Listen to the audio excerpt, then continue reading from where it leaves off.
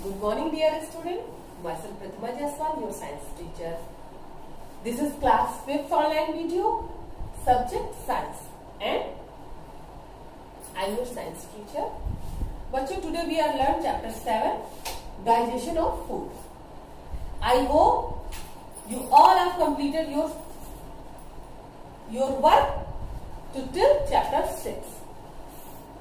I hope सभी बच्चों ने अपना जो चैप्टर 6 तक वर्क जो है कंप्लीट कर दिया होगा। अगर जिसका नहीं कंप्लीट हुआ है, किसी कारण से छूट गया है, नहीं कंप्लीट हुआ है, तो वो सभी बच्चे कैंपस ऐप पे आपको सारा आपके चैप्टर से रिलेटेड सारा मटेरियल मिल जाएगा। आप वहां से अपना वर्क कंप्लीट कर लीजिए और अपने वर्क को कंप्लीट करिए, क्योंकि आपका जो है स्कूल जल्दी खुलने वाला है। तो आपको स्कूल खुलने के बाद जब आपकी ऑफलाइन पढ़ाई स्टार्ट हो जाएगी तो आपका वर्क कॉपी में ही कंप्लीट करना पड़ता है। आपको पता है कि ऑफलाइन में हमको कॉपी में सारे काम करने हैं, तो आप जो है अपनी कॉपी में अपना वर्क कंप्लीट कर लीजिए। अब बच्चों, आज हम लोग क्या पढ़ेंगे? Chapter 7, digestion of food. तो सबसे पहले थोड़ा सा हम डाइजेशन के बारे में बात करें। डाइजेशन बच्चों मतलब पाचन, या पाचन तो हम सभी जानते हैं कि हम कोई भी फूड खाते हैं, वो पचता है, तो उसमें से जो हमें एनर्जी मिलती है वो हमारी बॉडी में अब्जॉर्ब होती है एनर्जी। और हमारी बॉडी की जो डिफरेंट वर्क है, हमारी बॉडी जैसे हम अपनी बॉडी से बहुत सारे वर्क करते हैं, जैसे कि रनिंग है, वॉकिंग है, रीडिंग है, राइटिंग है, बाथिंग है, सिंगिंग है, डांसिंग है। तो सभी वर्क को करने के लिए बच्चों में एनर्जी चाहिए, और एनर्जी हमें मिलती है फूड से। और फूड जब हम खाते हैं तो फूड जो है खाने के बाद अगर वो डाइजेस्ट नहीं होता है तो उसकी एनर्जी जो है वो बॉडी में नहीं अब्जॉर्ब होती है। तो बच्चों, डाइजेशन जो है वो भोजन का पाचन जो है बहुत जरूरी काम है। तो डाइजेशन होता क्या है? तो बच्चों, जो डाइजेशन होता है, डाइजेशन में जो हमारा फूड जो होता है, तो फूड हमारा क्या है? जब हम फूड खाते हैं तो उसमें जितने जो न्यूट्रिशंस होते हैं, जैसे कि हमने प्रीवियस क्लास में पढ़ चुका कि हमारे भोजन में जो है 5 तरह के न्यूट्रिशंस पाए जाते हैं। उनमें रफेज पाया जाता है और वाटर, हम उसमें वाटर भी पाया जाता है, और वाटर अलग से भी हमें अलग से प्लेंटी ऑफ वाटर पीना भी चाहिए। तो ये सारे जब एक साथ मिलते हैं तो ये क्या होते हैं कि ये जब एक साथ मिलते हैं तभी भोजन डाइजेस्ट होता है। तो डाइजेस्ट के प्रोसेस में क्या होता है? ये जो हमारा फूड मटेरियल है ये कॉम्प्लेक्स फॉर्म में होता है। ये जो हमारे विटामिन है, प्रोटीन है, ये सभी जितने भी हमारे न्यूट्रिशन है, ये सभी क्या है? कॉम्प्लेक्स फॉर्म में होते हैं। तो जब हम खाते हैं तो हमारे अब इसको क्या है? कॉम्प्लेक्स फॉर्म से जब सिंपलर फॉर्म में अगर नहीं जाएगा तो ये हमारे बॉडी द्वारा कैसे ऑब्जर्व किया जाएगा? तो बच्चों, डाइजेशन वही प्रोसेस है, कॉम्प्लेक्स फॉर्म के सब्सटेंस को सिंपलर फॉर्म के सब्सटेंस में बदलना ही डाइजेशन कहलाता है। यानी कि कॉम्प्लेक्स फूड मटेरियल का सिंपलर फूड मटेरियल में बदलना ही डाइजेशन कहलाता है। ठीक? तो वह प्रोसेस जिसमें कॉम्प्लेक्स सब्सटेंस सिंपलर सब्सटेंस में टूट जाता है और बॉडी द्वारा अब्जॉर्ब करने लायक हो जाता है, वो प्रोसेस जो है डाइजेशन कहलाती है। ठीक? तो बच्चों, जो डाइजेशन ऑफ फूड है, तो अब हमने जैसे भोजन खाया तो भोजन का जो डाइजेशन है वो हमारे माउथ से ही स्टार्ट होना चालू हो जाता है। जब हम मुंह में कोई भी भोजन खाते हैं या मुंह में रखते हैं तो एक तो हमारे टीथ हैं जो हमें डाइजेशन में हेल्प करते हैं। तो ये पूरे डाइजेशन के लिए हमारी बॉडी में, ह्यूमंस की बॉडी या किसी भी एनिमल्स की बॉडी या किसी भी प्रोटोजोअन्स की, माइक्रोब्स की, प्लांट तो अपना भोजन खुद ही बनाते हैं, तो उनमें डाइजेशन, वो बाहर से कुछ लेते नहीं है, तो उनमें डाइजेशन का सिस्टम नहीं है। उनमें उसी फॉर्म में ही उनको एनर्जी मिलती है। लेकिन जितने हमारे हेट्रोट्रॉपस एनिमल्स हैं जो दूसरे पे निर्भर रहते हैं, जो दूसरों पर डिपेंड करते हैं अपने फूड के लिए, एनर्जी के लिए, तो उनमें क्या होता है कि एक डाइजेस्टिव सिस्टम होता है। जैसे ह्यूमन से वेल डिफाइंड डाइजेस्टिव सिस्टम है, जिसमें हमारा टीथ से लेकर हमारे फूड पाइप से लेकर हमारे पेट में जाने वाले स्टमक, लार्ज इंटेस्टाइन और स्मॉल इंटेस्टाइन, सारा उस सिस्टम के ऑर्गन्स। तो आपको तो पता है कि ह्यूमन एक वेल डेवलप्ड एनिमल है, तो उनमें अलग अलग, जैसे हमारे में अलग अलग सारे सिस्टम को काम करने के लिए अलग अलग सिस्टम्स है। जैसे कि हमारा एक्सक्रीटरी सिस्टम है, बॉडी से वेस्ट को बाहर करने के लिए। हमारा रिस्पायरेटरी सिस्टम है, शरीर में ऑक्सीजन की जरूरत सब जगह होती है, तो ऑक्सीजन की कमी को पूरा करने के लिए। हमारा सर्कुलेटरी सिस्टम है, ब्लड को पूरी बॉडी में सर्कुलेट करने के लिए। हमारा तो उसी में एक है जो है हमारा डाइजेस्टिव सिस्टम, जो हम फूड मटेरियल अपने मुंह में रखते हैं उसको डाइजेस्ट करने के लिए ऑर्गन्स का पूरा सिस्टम है, एक तंत्र है, उसे हम डाइजेस्टिव सिस्टम कहते हैं।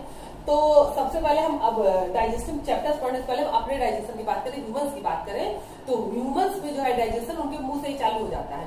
लेकिन जब हम कभी भी कोई फूड मटेरियल आपने देखा होगा कि मुंह में रखते हैं तो क्या होता है, वो गलने लगता है, हमारे मुंह में लार बनने लगती है। तो बच्चों क्या है कि हमारी ये जो अभी हमने सेंस ऑर्गन पढ़ा था ना, तो उस सेंस ऑर्गन में क्या था, हमारी नोजल जो है, ये नाक में हमारी सेंस ऑर्गन है, तो यहाँ नोजल कैविटी फिक्स है पीछे, तो इसी के पीछे कान के अंदर और नाक के बीच जो बीच में जगह वहां पे सेलिवरी ग्लैंड्स है। ये जो हमारा पूरा जबड़ा है, ये जो हमारे जॉस का एरिया है, इसे पूरा बकल कैविटी कहते हैं। जैसे इसे नोजल कैविटी कहते हैं, तो इधर के पूरे एरिया को बकल कैविटी कहते हैं। तो उस बकल कैविटी में हमारा जॉस है, यानी हमारे जबड़ा, टीथ, टंग, ये सब कुछ उसमें फिक्स है, और उसमें एक सेलिवरी ग्लैंड्स भी है। सेलिवरी ग्लैंड्स मतलब सैलिवा प्रोड्यूस करने की ग्रंथि या लार प्रोड्यूस करने की ग्रंथि। तो जब हम कोई भोजन खाते हैं तो हमारे मुंह से उसका पाचन स्टार्ट हो जाता है, उसका डाइजेशन जो है वो हमारे मुंह से ही स्टार्ट हो जाता है। जब हम मुंह में कोई भोजन रखते हैं तो हमारी जो सेलिवरी ग्लैंड्स है वो क्या करते हैं, सेलिवा प्रोड्यूस करने लगती है। और सेलिवा एक ऐसा एंजाइम है जो भोजन को गलाने लगता है। ठीक, उसके बाद हमारे टीथ हेल्प करते हैं, उसको छोटे छोटे पार्ट में तोड़ते हैं, हम उसको चबाते हैं ऐसे ऐसे करके, तो वो छोटे छोटे पार्ट में टूट जाते हैं। फिर हमारे यहाँ पे एक फूड पाइप है, फूड पाइप के द्वारा उसको सैलो करते हैं, यानी उसको निगल जाते हैं। निगलने के बाद हमारे पेट में स्टमक है, जहां पे हमारा जो है भोजन इकट्ठा होता है। फिर वहां पे उसमें ढेर सारे बाइल, जूस और एंजाइम मिलते हैं, फिर धीरे धीरे वहां से वो पचता रहता है। इसलिए एक बार खाना खाने के बाद हमें 5-6 घंटे तक खाना भूख नहीं लगती है, क्योंकि हमारी बॉडी में स्टमक में खाना रहता है, वो धीरे धीरे पच के एनर्जी बनाता रहता है, हमारी बॉडी को एनर्जी मिलती रहती है। फिर स्टमक के बाद वो खाना लार्ज इंस्टेंट टाइम में जाता है, धीरे धीरे धीरे धीरे, सॉरी स्मॉल इंस्टेंट टाइम में जाता है, धीरे धीरे धीरे धीरे, फिर वो पच जाता है। फिर पचने के बाद जो थोड़ा बहुत खाना बच जाता है वो लार्ज इंस्टेंट टाइम में जाता है, जो पच नहीं पाता है। तो लार्ज इंस्टेंट टाइम जो पानी से पूरा फिल रहता है, तो खाना उस पर तैरने लगता है, फिर वापस वो स्टमक में आ जाता है। फिर स्टमक में बाइल जूस में मिलता है, फिर वो थोड़ा और पचता, फिर स्मॉल इंस्टेंट टाइम में धीरे धीरे धीरे धीरे स्वेलो होता है। तो इस तरह से हमारे बॉडी का डाइजेस्टिव सिस्टम काम करता है और हमारे भोजन का पाचन होता है। ठीक, तो अब डाइजेशन ऑफ फूड, तो चाहे कोई भी एनिमल हो, चाहे हम जितने भी हेटेरोट्रॉपस एनिमल है जो बाहर से डिपेंड करते हैं फूड पर, तो जब वो फूड खाएंगे तो उनमें डाइजेशन होगा। ठीक, तो डाइजेशन ऑफ फूड बहुत ही जरूरी, क्योंकि अगर डाइजेशन नहीं होगा तो एनर्जी नहीं मिलेगी, तो बॉडी को एनर्जी नहीं मिलेगी तो बॉडी कैसे काम करेगी। तो आपको समझ आ गया कि डाइजेशन का मतलब होता है कॉम्प्लेक्स सब्सटेंस को सिंपल सब्सटेंस में तोड़कर बॉडी के यूज के लायक बनाना। ठीक, तो वो प्रोसेस जिसमें कॉम्प्लेक्स सब्सटेंस सिंपल सब्सटेंस में टूट जाता है और उसकी एनर्जी बॉडी द्वारा अब्सॉर्ब की जाती है, ये प्रोसेस ये है डाइजेशन कहलाता है। तो अब हम चैप्टर के अकॉर्डिंग डाइजेशन ऑफ फूड पढ़ेंगे। ठीक बच्चों, तो बच्चे देखिए जैसे चैप्टर में आपके है, teeth help us to bite and chew the food we eat. तो बच्चों डाइजेशन के लिए जो है हमारी बॉडी में सबसे ज्यादा इंपॉर्टेंट जो है, सबसे पहले तो टीथ है, क्योंकि टीथ क्या करते हैं, हमारे जो फूड मटेरियल को सबसे पहले छोटे छोटे पार्ट में डिवाइड कर देते हैं। जब वो छोटे छोटे पार्ट में डिवाइड कर देते हैं तो जब उनपे एंजाइम वर्क करता है तो उसको वर्क करना आसान होता है, क्योंकि अगर छोटी चीज है तो उसको कॉम्प्लेक्स से सिंपल में तोड़ने में ज्यादा आसानी होगी, है कि नहीं। तो जो टीथ क्या करता है, हमारी बॉडी में डाइजेशन में सबसे ज्यादा हेल्प करता है। तो teeth helps us to bite and chew the food we eat. They also helps to speak, clean and white teeth give us a beautiful smile. तो टीथ क्या करते हैं, हमें डाइजेशन में तो मदद करते ही, प्लस क्या करते हैं, वो हमें एक ब्यूटीफुल स्माइल देने में मदद करते हैं। जब हम मुस्कुराते हैं तो हमारे अगर अच्छे दांत दिखते हैं तो हमारा फेस बहुत अच्छा लगता है, और वो क्या करते हैं, प्लस वो हमें बोलने में भी सहायता करते हैं। ठीक बच्चों, तो इसलिए जो है आप देखिए यहाँ पर बुक में आपको दिया गया है, pick put a tick mark against the thing you do take care of your teeth. मतलब कि आप टीथ को टेक केयर करने के लिए आप क्या क्या चीजें जो है करते हैं, तो उस पर टिक करना है। तो सबसे पहला है ब्रश ट्वाइस डेली।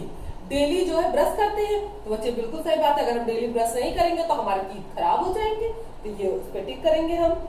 दूसरा, हैव मिल्क डेली। डेली हम दूध पीते हैं, तो सही बात है, अगर हम दूध पिएंगे तो दूध में बच्चे होता है कैल्शियम, तो कैल्शियम हमारे टीथ को बहुत ही ज्यादा फायदा करता है, तो हमें डेली दूध पीना चाहिए। तो इसे भी हम टिक करेंगे। जो बच्चे करते हैं वो तो टिक करेंगे, और जो नहीं करते हैं वो टिक कर ले, और ये काम हम डेली करेंगे। ठीक बच्चों, और ईट चॉकलेट्स डेली। तो बच्चों हम लोग डेली चॉकलेट नहीं खाएंगे, क्योंकि चॉकलेट में होते हैं स्वीट, और स्वीट हमारे टीथ को कर देंगे खराब, तो हम चॉकलेट नहीं खाएंगे, तो इसे हम क्रॉस करेंगे। ठीक, और fourth, visit a dentist regularly, और रेगुलरली हम अपने डेंटिस्ट के पास चेकअप के लिए जाएंगे। तो सही बात है, हमको हर 3 महीने पे डेंटिस्ट के पास अपने दांतों के चेकअप के लिए जाना चाहिए कि दांतों में कोई माइक्रोब्स, कोई कीटाणु अटैक तो नहीं कर रहा, कोई जर्म्स अटैक तो नहीं कर रहा है। तो हमें इसके लिए डेंटिस्ट से रेगुलरली मिलना चाहिए। ठीक है बच्चों, अब हम बात करते हैं टीथ की। तो बच्चों सबसे पहले हम आपको बता दें कि जो टीथ है हमारे जो फेस में सबसे इंपॉर्टेंट पार्ट है। अगर हम हंसते हैं तो हमारे सुंदर चमकदार अगर टीथ दिखते हैं तो हमारा फेस बहुत अच्छा लगता है और हम लोगों को बहुत प्यारे लगते हैं, है ना। तो हमें अपने टीथ का सबसे ज्यादा ख्याल रखना चाहिए। तो अब हम बात करेंगे कि टीथ किसमें कितने होते हैं कितने नहीं होते हैं चैप्टर के according. A newborn baby does not have anything। तो जो हमारे न्यूबॉर्न बेबीज होते हैं, जो न्यूबॉर्न बेबी पैदा होते हैं, उनमें क्या होते हैं, एक भी टीथ नहीं होते हैं, है ना।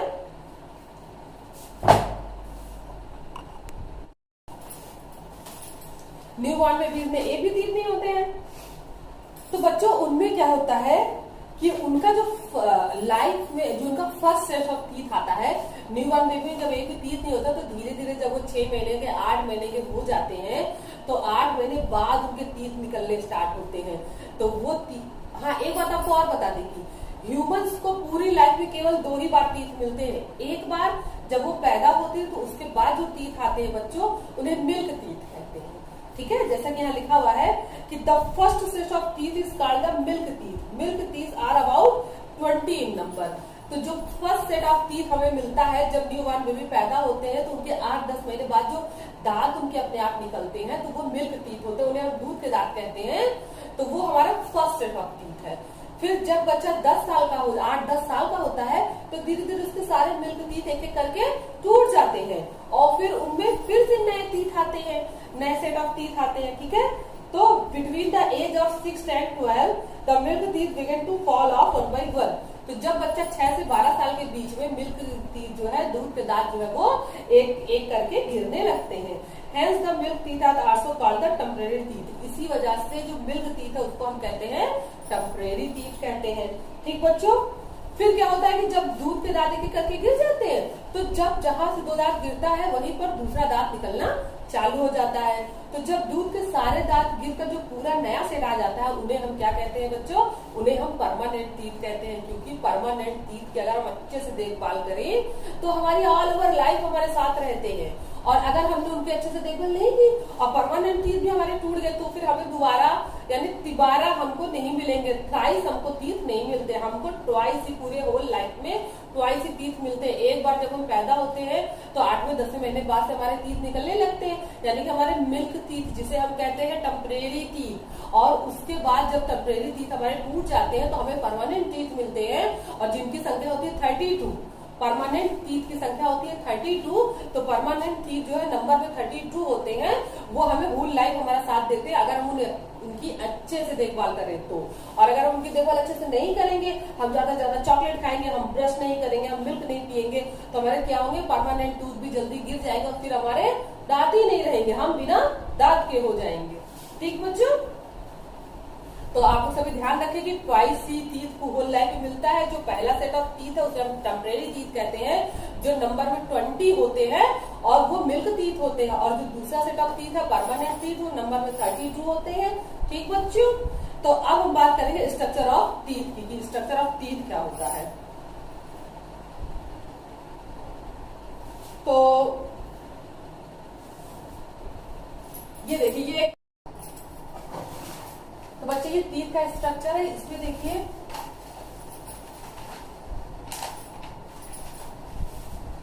ये जो स्ट्रक्चर है ये इतना पार्ट है, इसे हम क्राउन पार्ट कहते हैं। क्योंकि बच्चों जिस तरह हम क्राउन को सर पे पहनते हैं वैसे ये टीथ का हेड पार्ट है, यानी टीथ के ऊपर ये हेड पार्ट है, इसे हम क्राउन कहते हैं।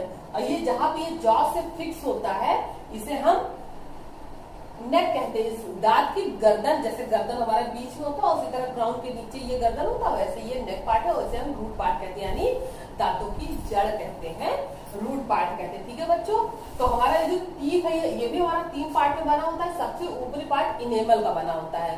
तो इनेमल बच्चों बॉडी का सबसे हार्ड पार्ट जो होता है इनेमल होता है। बॉडी में जितने भी ऑर्गन्स बनते हैं, चाहे वो सेल्स हो या हमारे नेल्स हो, हेयर हो, आईज हो या हमारी बोन्स हो, तो इन सब में जो बॉडी सबसे हार्ड पार्ट होता है वो इनेमल, हमारे दांतों का जो इनेमल है ये सबसे हार्ड सब्सटेंस है। तो ये हमारी बॉडी सबसे हार्ड सब्सटेंस इनेमल का बना होता है, ठीक है। उसके बाद जो बीच वाला पार्ट है उसे हम डेंटाइन कहते हैं। देखिए ये 3 पार्ट में डिवाइड, देखिए ये जॉज है, जितना कलर्ड पार्ट है वो जॉज है। जॉज के बीच में देखिए इनेमल वाला पार्ट आपको दिख रहा होगा, उसके बाद आपको ये डेंटाइन वाला पार्ट दिख रहा है, उसके बाद ये बीच में आपका पल्प है, ठीक है। तो 3 पार्ट में डिवाइड है, इनेमल, डेंटाइन और पल्प। तो हमारा जो टीथ का स्ट्रक्चर होता है कुछ इस तरह होता है, और इसमें ये इनेमल पार्ट का बना होता है। सबसे ऊपरी जो व्हाइट वाला पार्ट है जो कैल्शियम का है, जिसमें कैल्शियम सबसे ज्यादा मात्रा पाई जाती है, इनेमल का बना होता है। उसके अंदर हमारा डेंटाइन भरा होता है, उसके अंदर हमारा पल्पी पार्ट अंदर भरा होता है, जो जॉज में टीथ हमें इस तरह से फिक्स होते हैं, ठीक है। तो बच्चों टीथ का ये पार्ट है। तो हार्ड वाला पार्ट जो इनेमल का बना है, ठीक है।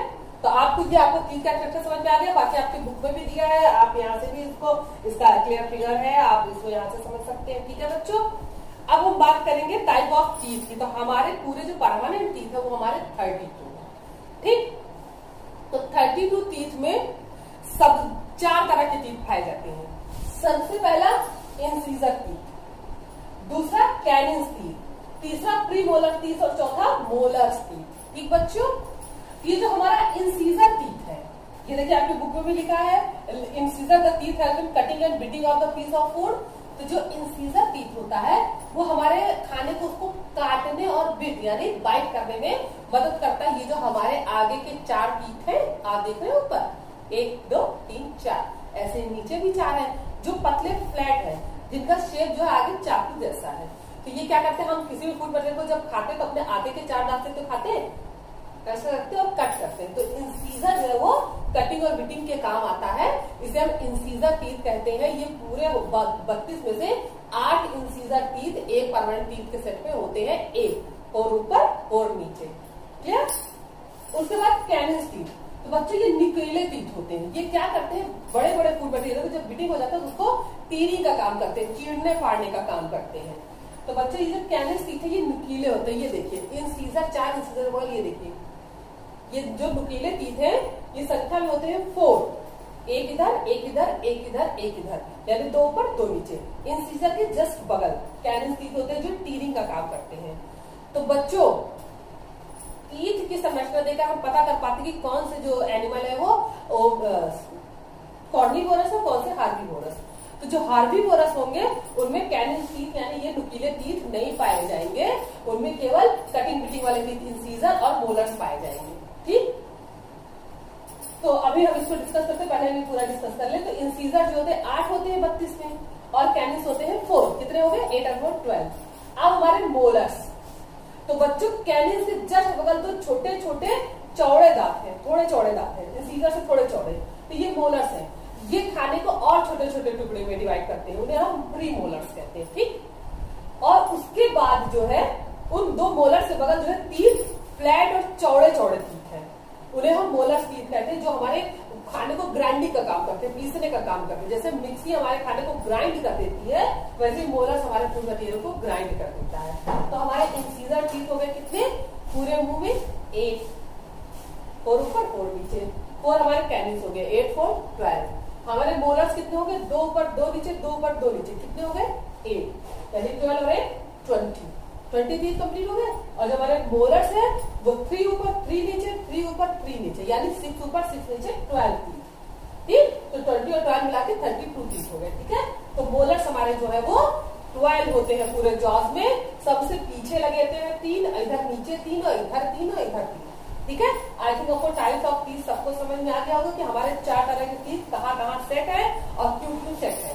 अब हम बात करेंगे कि हार्बीवोरस एनिमल में केवल इंसीजर पाए जाते हैं, क्योंकि बच्चों उन्हें मीट वो फ्लीश नहीं खाते, तो उनको चीरने फाड़ने का काम नहीं करना होता है, तो उनमें इंसीजर टीथ ज्यादा पाए जाते हैं। और जो हमारे कार्निवोरस होते हैं वो क्या करते हैं, फ्लीश ईटर होते हैं, तो उनको चीरने फाड़ने का काम करना था, तो उनको नुकीले दांत चाहिए, तो इसलिए उनमें जो है कैनिन्स टीथ पाए जाते हैं। अब हमारे प्रीमोलर्स और मोलर्स सबके दांतों में अकॉर्डिंग टू एनिमल्स के अकॉर्डिंग होते हैं, अलग अलग संख्या होती है इनमें। जैसे डॉग्स के दांत की संख्या अलग है, ह्यूमन के दांत की संख्या अलग है, सब में ऐसा नहीं कि 32 टीथ होते हैं, ह्यूमन का हमें पता है। तो और जो ओमनीवोरस होते हैं, जैसे कि ह्यूमन हम है तो हम ओमनीवोरस है ना, तो हमें इंसीजर पाया जाता है और कैनिस भी पाया जाता है, क्योंकि हम वेजिटेबल भी खाते हैं और हम फ्लीस ईटर भी हैं, क्योंकि ह्यूमंस जो है वो ओमनीवोरस है। तो इसी तरह से जितने ओमनीवोरस उनमें कैनिस भी पाया जाएगा, इंसीजर पाया जाएगा और मोलस प्रीमोलस सब में पाए जाते हैं। और हार्बीवोरस में इंसीजर पाया जाएगा, प्रीमोलस पाया जाएगा, मोलस पाया जाएगा। और कार्निवोरस में कैनिस पाया जाएगा, प्रीमोलस पाया जाएगा, मोलस पाया जाएगा। ठीक, सबको समझ में आ गया? तो ये 4 तरह के टीथ जो हमारे पूरे मुंह में है, जो 32 टीथ है, वो 4 प्रकार के कितने कितने नंबर में है, ये आपको आई थिंक समझ में आ गया होगा। तो बच्चों अब आपको ये भी अच्छे से पता चल गया कि जो टीथ हमारे लिए कितने ज्यादा जरूरी है, क्योंकि टीथ तो हमारे लिए बहुत ही ज्यादा जरूरी है। अगर दांत नहीं होगा तो हम खाना नहीं खाएंगे, खाना नहीं खाएंगे तो दांत नहीं होगा तो हमारा खाना डाइजेस्ट नहीं होगा, डाइजेस्ट नहीं होगा तो हमें एनर्जी नहीं मिलेगी। ठीक है बच्चों, तो हमें अपने दांतों की सुरक्षा यानी केयर बहुत ज्यादा जरूरी है, हमें अपने दांतों की देखभाल बहुत जरूरी है। तो देखिए कुछ पॉइंट आपको बुक में दिए गए कि हम अपने दांतों की देखभाल कैसे करें। तो दांतों की देखभाल करने के लिए जो है, अगर हम दांतों की देखभाल नहीं करेंगे तो क्या होगा? दांतों की देखभाल अगर नहीं करेंगे तो हमारे ये जो जॉज है, गम्स है, उसमें से ब्लीडिंग होने लगेगी, या हमारे दांत टूट जाएंगे, या हमारे दांत हिलेंगे, या हमारे दांतों में दर्द रहेगा, टूटेंट हो जाएगा। ठीक है बच्चों, तो बहुत सी डिफिकल्टीज आ सकती है। तो उनसे बचने के लिए हमको क्या करना है? सबसे पहले brush your teeth properly morning and at the night before going to bed. तो हम जो है अपने दांतों पे जो है ब्रश करेंगे रेगुलर सुबह और सोने से पहले। और ब्रश करने का तरीका कैसा है ये देखिए, पहले हम अंदर के दांतों में नीचे की ओर भी करेंगे, ऊपर की ओर भी करेंगे। देखिए आपको यहाँ फिगर वाइज दिया, सभी बच्चे फिगर देखकर इसी तरह से ब्रश करेंगे, मतलब दांतों के चारों तरफ अच्छे से ब्रश करेंगे, दांतों के चारों तरफ अच्छे से ब्रश को मूव कराएंगे। ठीक, दूसरा point, gargle and rinse your mouth after every meal. और खाने के बाद हम अपने गले को गार्गल करके और राइज करके यानी कुल्ला करके अपने मुंह को दांतों से सारे जितना भी वेस्ट मटेरियल, जो भी मटेरियल बच गया है दांतों को, उनको निकाल देंगे। ठीक, यानी कुछ भी खाने के बाद हम जो है गार्गल जरूर करेंगे। ठीक, तीसरा, use of mouth wash and dental floss if possible. और हम जो है समय समय पर माउथ वॉश करते रहेंगे। तो माउथ वॉश के लिए बहुत से बाजार में माउथ वॉश आते हैं, तो हम उनको माउथ वॉश से या हम नेचुरल माउथ वॉश भी यूज करके हम हमेशा अपने मुंह को साफ करते रहेंगे। चौथा, avoid eating too many candies and chocolates. और ज्यादा से ज्यादा जो है कैंडीज और चॉकलेट्स को खाना अवॉइड करेंगे, मतलब ज्यादा चॉकलेट नहीं खाएंगे। और फिर fifth, Yeats lots of salad and fruits. और हम ज्यादा से ज्यादा सलाद खाएंगे और फल खाएंगे। तो सलाद और फल क्या करते हैं? हमारे दांतों की एक्सरसाइज भी कराते हैं और दांतों पूरी बॉडी को क्लीन करते हैं और दांतों को विटामिन और मिनरल्स भी देते हैं, तो जिससे हमारे जॉ जो है एक्सरसाइज के कारण हमारे जॉ अच्छे से टाइटली होल्ड रहेंगे और स्ट्रॉन्ग बनेंगे। ठीक, 6, drink milk and eat food items that are rich in calcium such as cheese, eggs etcetera. और हम डेली दूध पिएंगे और प्लस ऐसे फूड आइटम खाएंगे जिनमें कैल्शियम बहुत ज्यादा हो, क्योंकि हमारे दांत का जो एनिमल है वो कैल्शियम से बना होता है। तो ये एनिमल जो कैल्शियम से बनने के कारण इसमें अगर ज्यादा कैल्शियम पाएंगे तो हमारे दांत जो है ज्यादा एनिमल जो है हार्ड हो जाएगा, तो हमारे दांत ज्यादा स्ट्रॉन्ग होंगे। ठीक, अब 7वां, विजिट अ डेंटिस्ट रेगुलरली। तो हम अपने डेंटिस्ट से हर 3 महीने में चेकअप कराएंगे कि हमारे दांतों में कोई प्रॉब्लम तो नहीं है। ठीक बच्चों, तो आज के लिए बस इतना ही। आप रिवाइज एंड रिकॉल अपने आप, क्योंकि जो चीजें इसमें पूछ रहा है ये पीछे हमने डिस्कस कर चुके हैं, तो आप ये सारा जो है टिक करके और पोस्ट करेंगे वीडियो के बाद। ठीक है बच्चों, तो सभी लोग अपने अपना होमवर्क पोस्ट करेंगे और 6 तक काम कंप्लीट कर लेंगे।